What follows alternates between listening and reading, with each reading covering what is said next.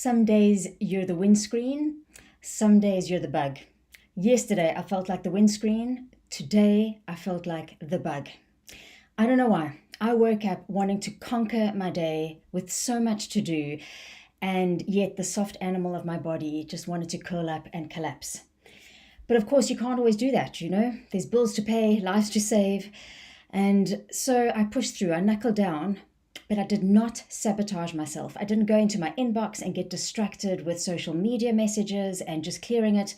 I actually did two of the big tasks that I knew I had to get done.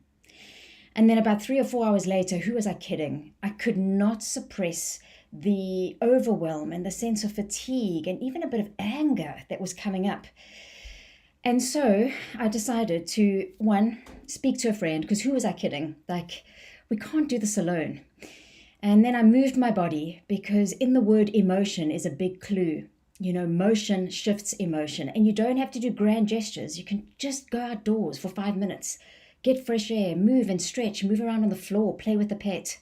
While I was moving, I had this inspiration to watch a memory bank, so photos that I put together of my highlights of last year for specifically these moments, what I call mental health cheerleading moments.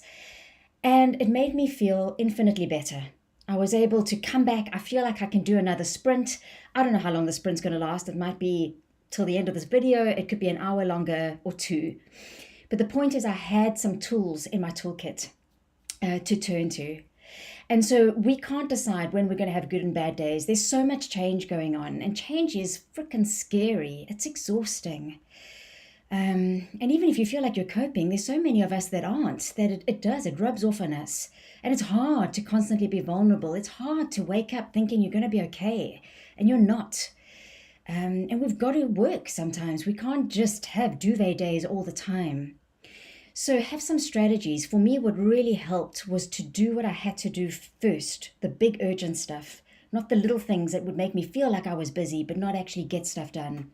Because who you are at 8 a.m. is not who you are at 12 p.m. at midday, let alone at 8 p.m.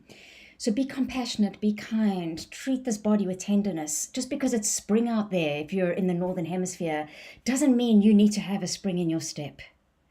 But also, if you let yourself sit with that dark cloud and get pulled down and withdraw, potentially go into unhealthy behaviors, that's not going to serve you in the long run either.